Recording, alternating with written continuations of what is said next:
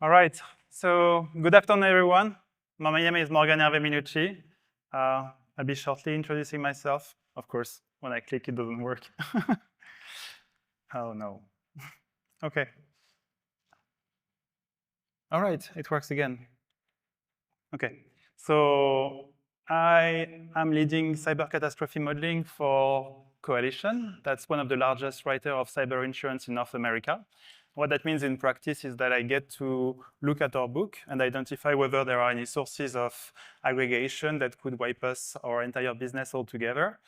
And I also do that for reinsurance submissions for the reinsurance harm business that we're operating in. And before that, I was also developing cyber risk models for the largest cyber risk, cyber cat model vendor, in the market. And more broadly, my background is in modeling, complex systems. And today I'll be applying that lens to systemic cyber risk. So in the past 18 months, we've seen 3 events that have tested the fragility of our digital supply chain. We've had Change Healthcare, that pretty much, brought to its knees the entire, US, healthcare billing system. We've had CDK Global that took down as many as 15,000 auto dealerships in North America. And CrowdStrike last summer that impacted pretty much all airline traffic because airlines tended to rely on that. So these were not isolated failures. They were, cascading, impacts from individual technologies and vendors. And I call them, digital dominoes. It's not great, but that's a good, analogy. And today I will demo the use of internet scale, network measurements to identify those critical, aggregation technologies and vendors and quantify their systemic risk, before they actually topple. First, it's critical to use the right language. In the insurance world, we talk about cyber, catastrophe or cyber cat.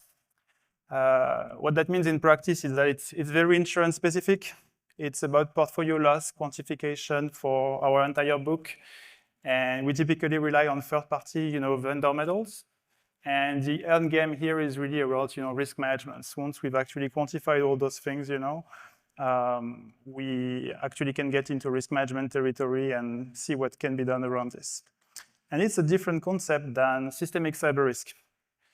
Because systemic cyber risk in itself is much broader than insurance. It includes, companies that might not be able to get access to insurance.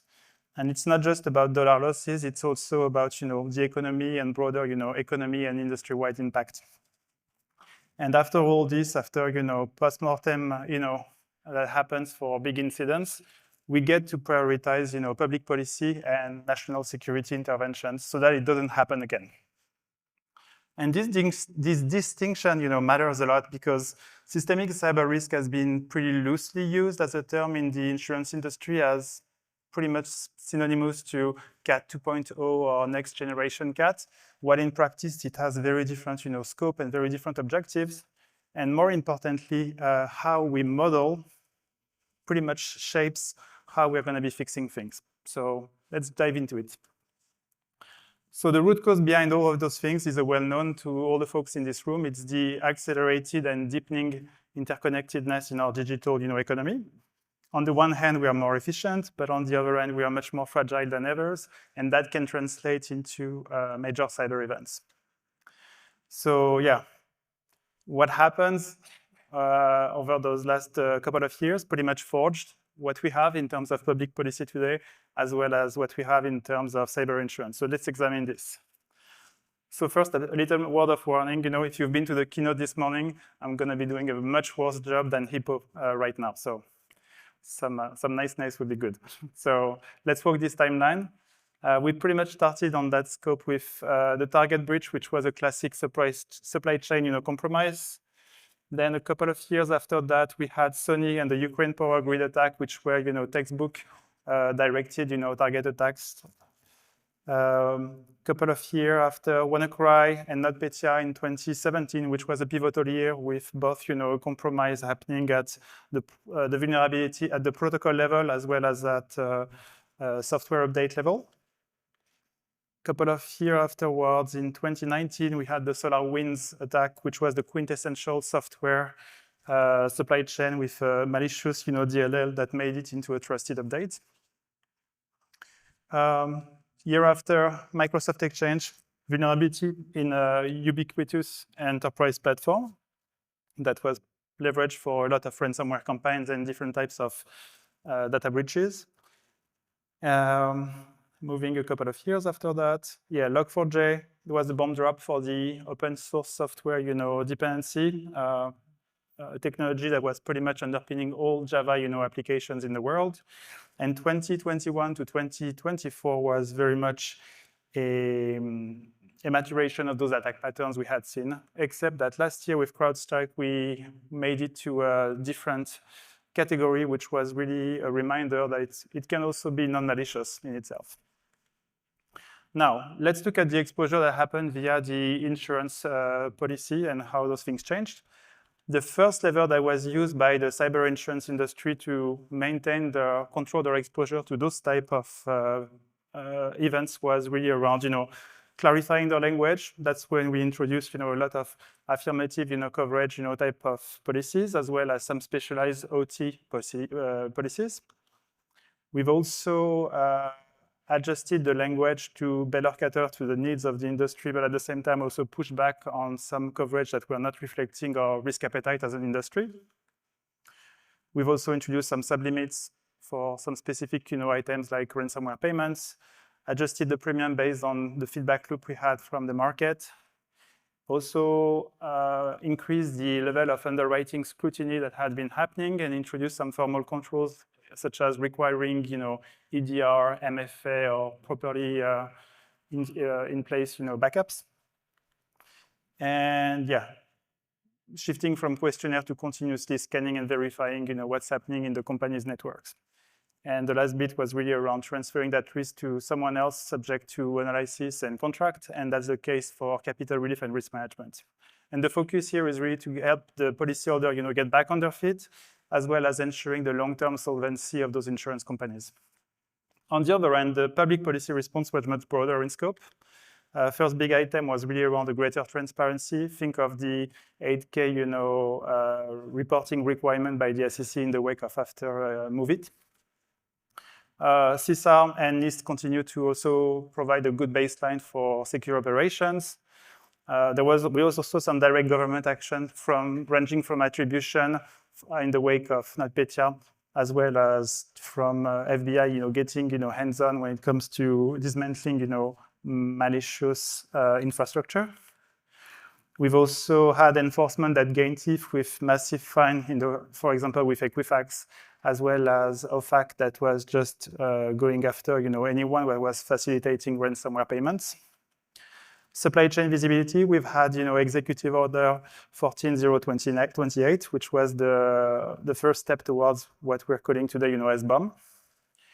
And in the case of critical infrastructure, the Colonial Pipeline attack pretty much, gave rise to CERCIA and the first ever, TSA directive we've had on railroads and pipelines.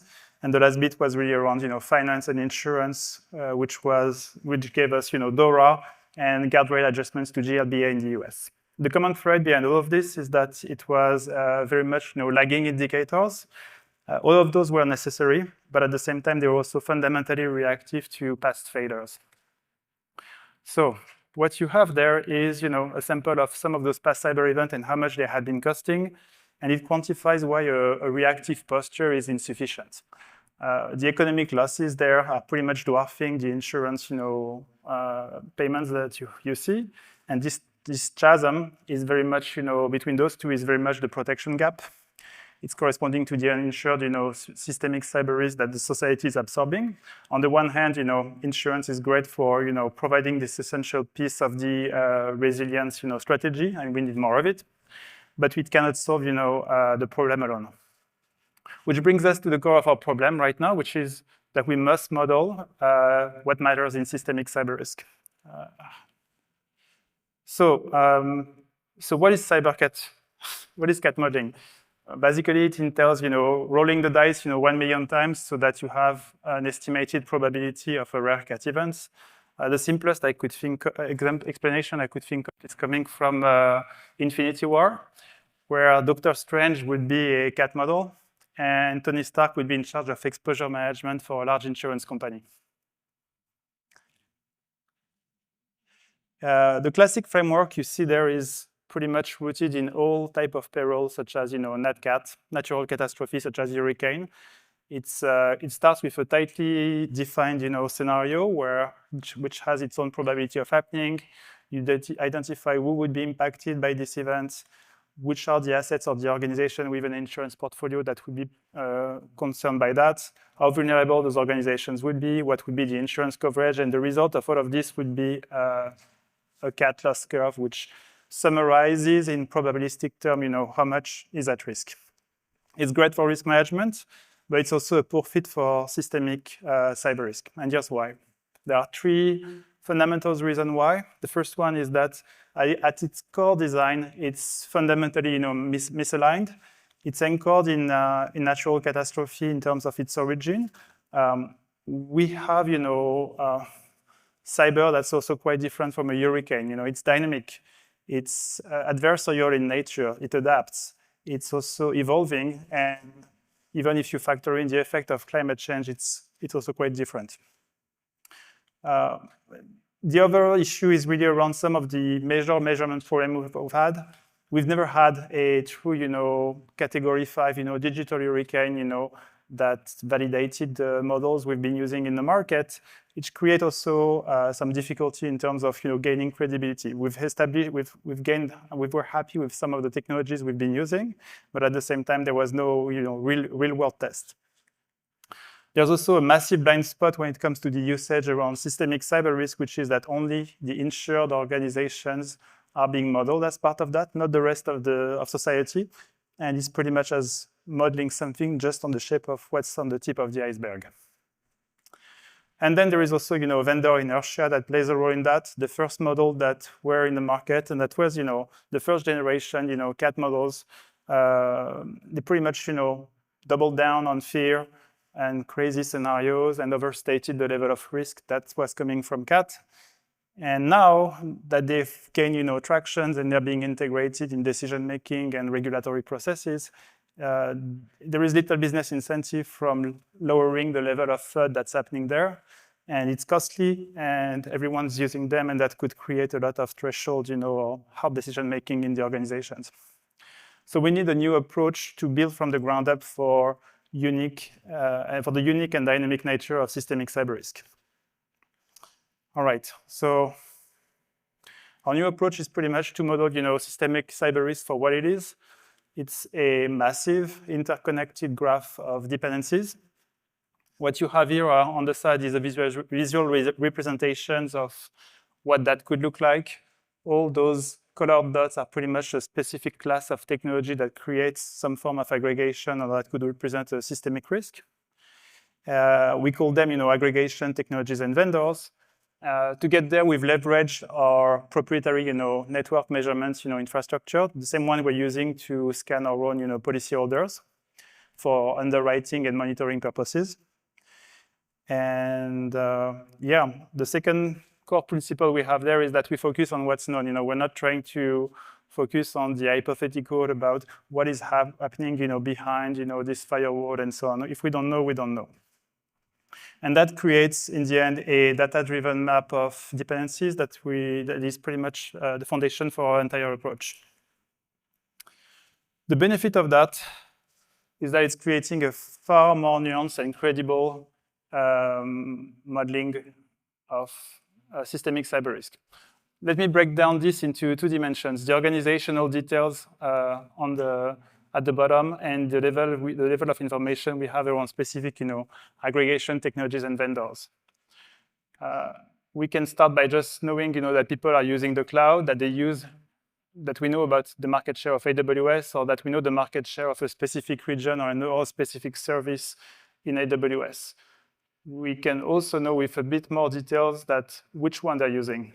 And at the best, we can know that they use AWS US East 1 regions for using Athena there for a specific purpose of dynamic pricing. What you have there at the bottom left is pretty much the level of details that you have in traditional, CAT models. The fundamental flows there is pretty obvious, is that all AWS customers are assumed to be the same, and all outages are supposed to be the same. And in the top right corner is pretty much where we aim to be with the maximum level of detail. It's kind of a game changer because it's give all the nuances about what's actually happening there, and it brings credibility and makes a difference between an outage that's happening in Virginia and that has only a small impact compared to a global week-long outage. How do we get there? So how do we build this graph? So we do it one organization at a time. Here's a simplified example about how it's happening. I don't think for the technical folks it's going to be very new, but it's good to get there. So we start from a company. We identify all the assets that are associated with it. Once we've got some information, we try to identify what it points to. In that case, that's a shop that's hosted on Shopify. And we get some information about the technical dependencies that are there. We do that for all the potential assets with it. We identify some exposure that we can fingerprint to a specific region of AWS or a specific service there. And yeah, that's pretty much the idea. And now we imagine doing this continuously at internet scale for millions of organizations, and that's how we can get there. So we've built this model, and the data engine that comes with it. So let's put it in practice. We look into three key segments of the US economy, and the idea is really to see the new level of measurements or what we can learn from that. So that's kind of the interface there. Here you have the graph that gets displayed on the left. You can go into different types of filters. You can categorize based on industries, based on the type of categories that are happening there. You can filter the specific ATVs by the level of criticality that they have from a systemic cyber risk standpoint. You can reduce the level of centrality that they have that kills the noise, in terms of making sure you don't focus on technologies that barely anyone uses. And then you have some summary metrics there that tells you, what's actually happening there. So our first deep dive is going to be in the Inc. 5000, portfolio. That's the fastest growing, private companies in the US. And the interesting bit there is that they rely on modern cloud, tech-native, stacks. Under the hood, that's going to be leveraging also, scans on 5,000, companies roughly. What we see there is that we're going to be killing some of the noise by reducing the minimum centrality. We look at those categories. We load the portfolio of the Inc. 5000. And the first view we'll get there is going to be pretty horrific, because it's going to be a lot of data. But that's corresponding to different classes of ATVs that we've categorized. What you have there is telling you some summary information about how much you should be worrying about the level of concentration based on some classes of technology. So it's useful for comparison or benchmarking. It tells you a bit about some of those top ATVs that have been made up to those top ranks, as well as some warnings that have been kind of flagged for being something not worthy about this industry in general. We can look at some payment providers, for example. One technology tells you that it's a pretty okay category, but on the other end, pretty much everyone in that portfolio is actually using Google Workspace. We can also look at individual companies. In that case, that's a company that's called Shield AI, and it tells you about what we can infer from the outside in about what the organization and what they rely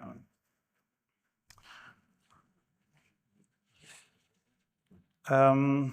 Okay, second big portfolio there is going to be the registered investment advisory firm. So this can be, giant firms such as, Fidelity, or it could be also your local, wealth manager that has been approved by the SEC and FINRA to operate. 22,000 firms, 18,000 domains, but a lot of concentration. There's a lot of tech, monoculture that's happening there, which creates, some level of concentration of risk. But it's also a perfect example to be a bit more nuanced about the quantification around, cloud outages, for example. So in that case, we look at this portfolio. We just filter on hosting providers, which includes all the cloud provider. We filter on the finance sector to remove any outliers in the data set. We just care about those critical, dependencies that we've identified through network measurements. We kill some of the noise that happens there, and then we generate the graph.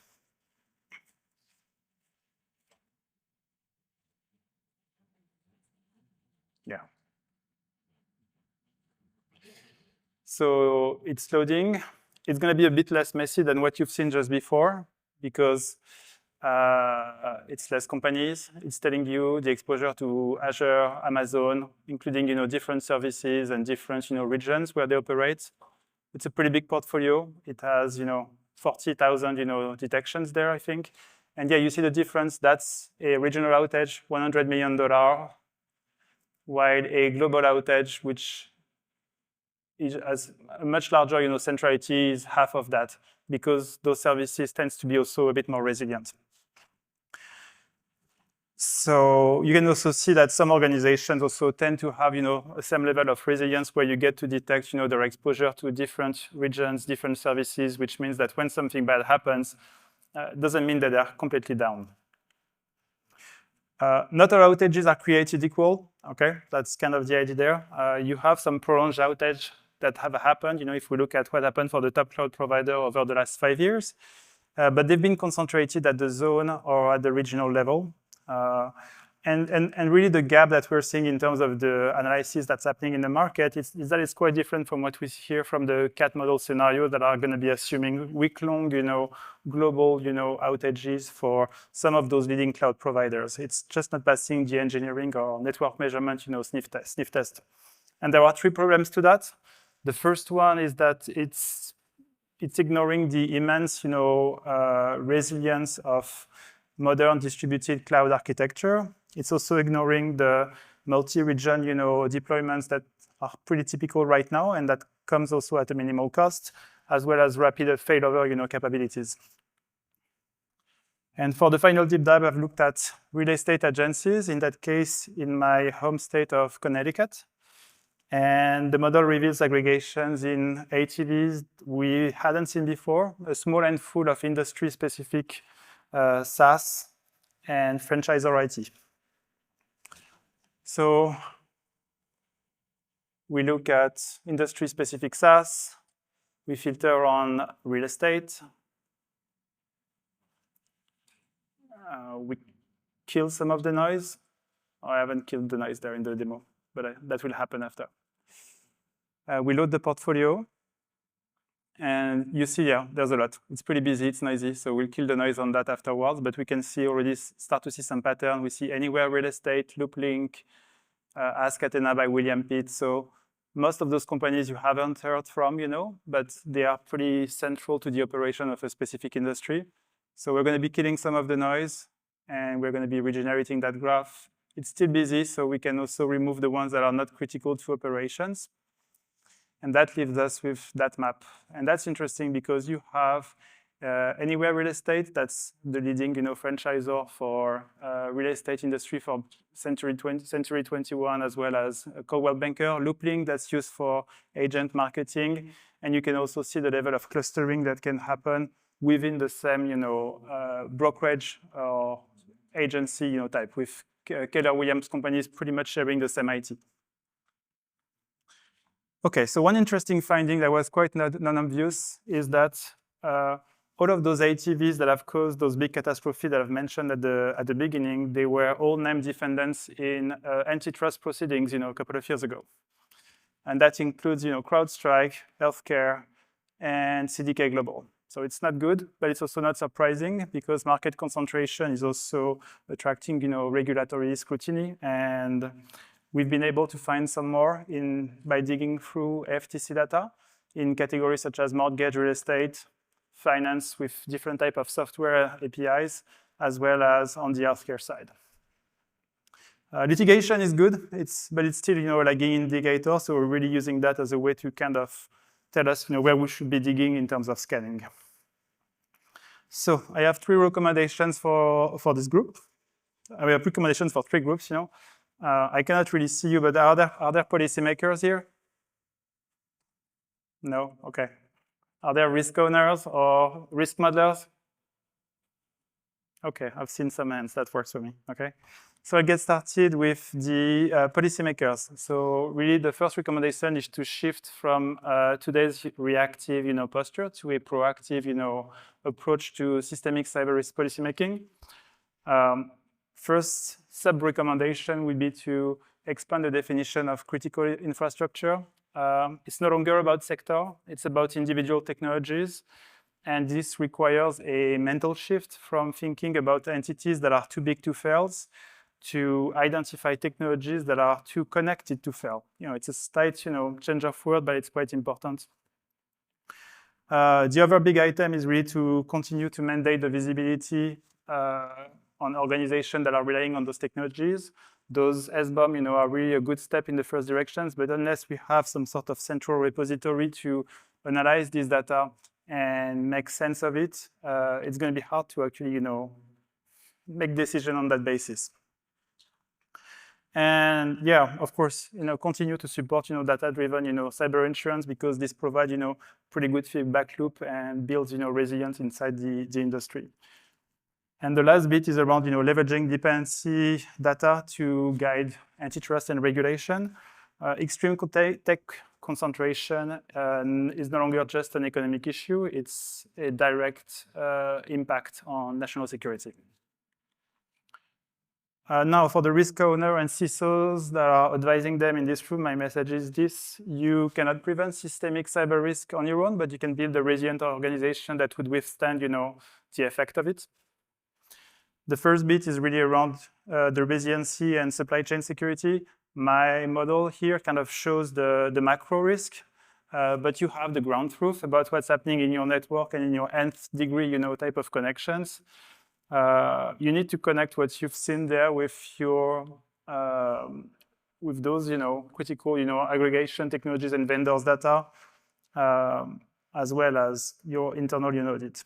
The second bit around, vulnerability and exposure management is essentially about operational, tempo.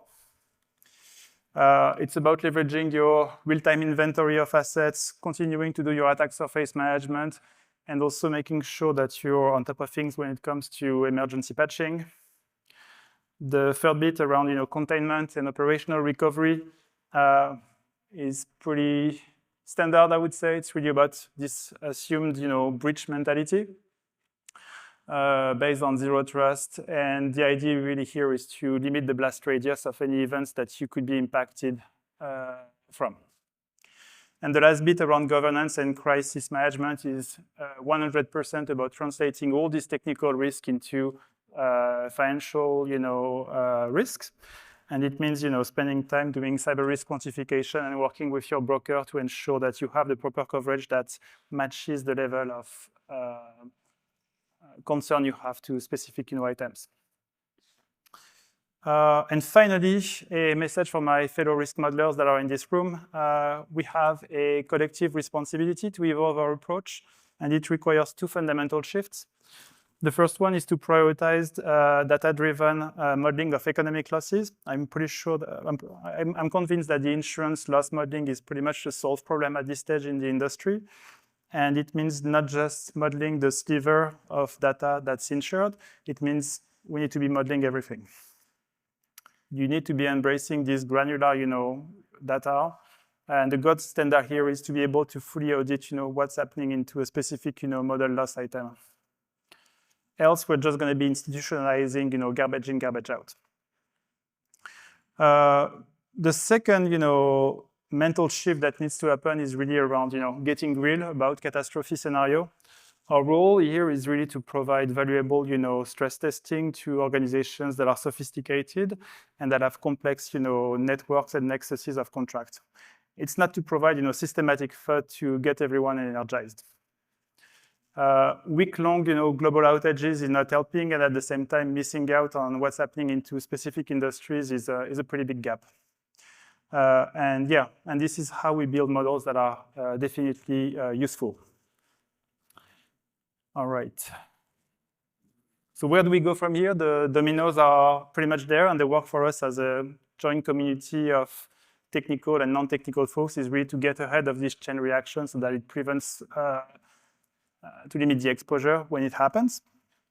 Of course, no model is perfect, so I'll be using, the framework from Donald Rumsfeld to say that there are known unknowns, I'm not able to see, beyond your web application firewall within your VPC or your networks. And I cannot see anything that's happening with non-digital vendors, anything that happened recently with the compromise led by hotlines and help desk, being, used in large campaigns cannot be captured from this approach. There are also unknowns, embedded, systems that no one even knows that they're actually part of a specific set of critical, nodes in networks, apart from anyone that has spent enough time, populating an SBOM. And of course, it's still, day one on this type of effort. So we have a lot of data, and I've still, barely scratched the surface in leveraging it and bubbling it up. So I'll leave you with some sound bites there around, what came out of this research. And I'll be available, in the wrap room, because I think we're on time to make sure that, I can address any questions you have. Thank you.